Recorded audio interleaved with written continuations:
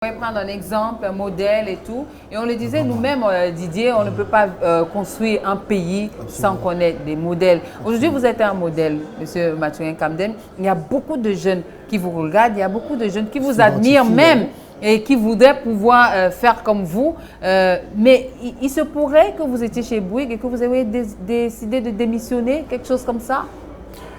Oui, ça c'est bon, c'est un peu une histoire plutôt personnelle qui s'est retrouvée.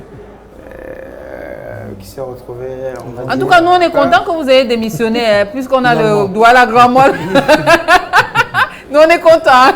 Oui, en réalité, quand je décide de rentrer dans l'entrepreneuriat individuel, et en particulier dans mon pays, le Cameroun, ça participe à un plan en plusieurs étapes, même daté, que je prends dès que je finis mes études et que je commence à bosser en France. D'accord. Ce plan en plusieurs étapes, il est simple et clair.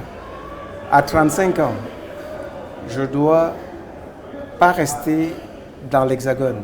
Je dois quitter la France. Ça, c'était planifié comme ça? Oui, c'était planifié. Je ne sais pas comment les dates, comment tout ça a été mis, mais je peux vous dire que c'était clair pour moi. 35 ans, je me lance à la conquête. J'ai envie de dire du monde, mais aujourd'hui, quand je suis au Cameroun et en parlant de la France à l'époque, on peut se demander le monde, il est où? Oui, bien sûr. À la conquête des contrées. Oui. Et à 45 ans, je ne travaille plus pour personne. Je suis dans la libération totale de mes énergies pour faire ce que je peux faire avec la plénitude comment on va dire, avec la plénitude de mes moyens. Ces deux dates, je les ai presque respectées. Oui. À 34 ans, j'ai quitté la France, un an avant mon échéance de 35 ans. Ah, quand même. Pour commencer une carrière internationale pour le même groupe, c'est vrai. Oui. Mais bon, j'avais quitté Paris, où j'ai exercé pendant 10 ans au siège de Bouygues en France, à Saint-Quentin en Yvelines. Très beau, très, on va dire, captivant. C'est l'époque où j'étais comme je suis aujourd'hui, tout le temps en costume, cravate, le pins Bouygues, des grands chantiers franciliens. J'ai eu le courage de dire qu'une vie doit être jalonnée de plusieurs mouvements. J'ai quitté pour, heureusement, venir d'ailleurs au Cameroun, parce que peut-être peu de gens le savent. Enfin, quelques personnes le savent, je ne pense pas le plus grand nombre. J'étais le représentant de Bouygues dans la joint venture qui a construit le pipeline Tchad Cameroun, ici au Cameroun, pendant 3 ans, entre 2000 et 2003. Ça m'a donné d'ailleurs un goût pour mon pays, dans lequel je n'avais pas exercé, en dehors de cet intermède-là du tout au plan professionnel. J'avais un passé juste scolaire par rapport au Cameroun. Et puis, la deuxième étape, on dirait d'ailleurs quand on prend des grands engagements, on a l'impression qu'ils s'inscrivent un peu comme une horloge, sans que je sois en train de monitorer chaque année si les 45 ans étaient arrivés. À un moment donné, j'ai juste compris que cet agenda global que je m'étais fixé était des échéances arrivées, et j'ai pris la résolution de me lancer à 100%, sans parachute, sans sauvegarde, sans, on va dire... Mais justement, vous me regardez... Oui, parce que je me demandais, mais vous comptez sur quoi? Je suis un peu... On croit l'entendre parler elle-même, parce que c'est sensiblement le même discours. Comme quoi, hein? Voilà. L'entreprenante violente. Absolument. Oui, sans parachute, parce que moi, j'ai toujours envie de dire que chaque fois qu'on a un plan B, on a un plan pour échouer. Oui. Parce que l'absence de plan B est la plus grande force que vous avez pour réussir. Peut-être le temps qu'on a pour parler, j'avais dit 2-3 minutes, on en a déjà dit. Non, mais oui, on a le temps. Pour vous, on peut passer la nuit ici. Vraiment. On sait que vous n'avez pas beaucoup dormi ces derniers temps. Depuis d'ailleurs que ça a été lancé. Mais nous sommes passionnés. Et si vous regardez à l'antenne, il y a plein de jeunes qui se sont arrêtés pour vous regarder.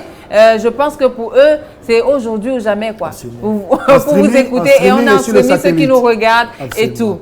Donc, on a le temps. J'ai le temps de vous raconter une petite histoire. Nous, on est preneurs de stratégie économique. D'accord, il me faut mon stylo d'ailleurs. Presque même militaire. Ah oui. Nous sommes on a souvent enseigné que les grandes armées sont celles qui, à chaque fois, ont donné les moyens à leurs ennemis de capituler. On donnait des routes, on donnait des plans B à leurs ennemis.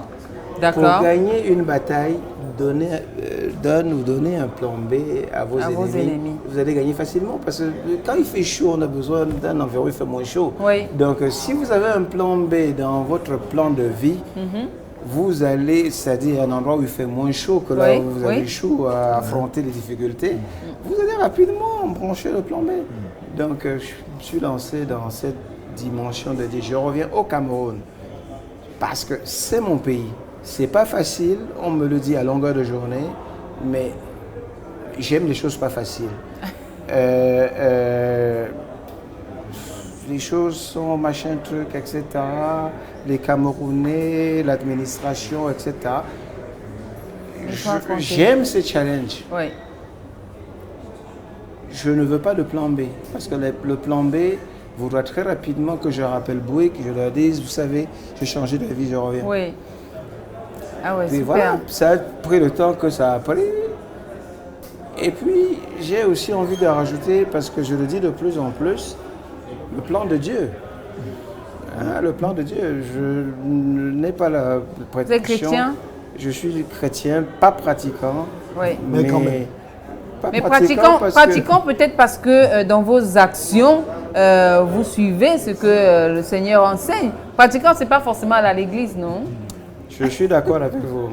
J'essaie de m'imposer une discipline de vie et d'action. Ouais. D'ailleurs, je n'essaye même pas, c'est comme ça que je suis. Je suis dans un naturel comme ça et j'ai de plus en plus conscience que ce que j'entreprends, ce que je fais, il y a une composante un peu divine. Un peu divine. Qui est derrière parce que j'ai l'humilité, la faiblesse, je ne sais pas comment vous le dire, de penser que des fois, dans des situations extrêmement tendues et difficiles, qu'il y a cette petite main qui se présente et dit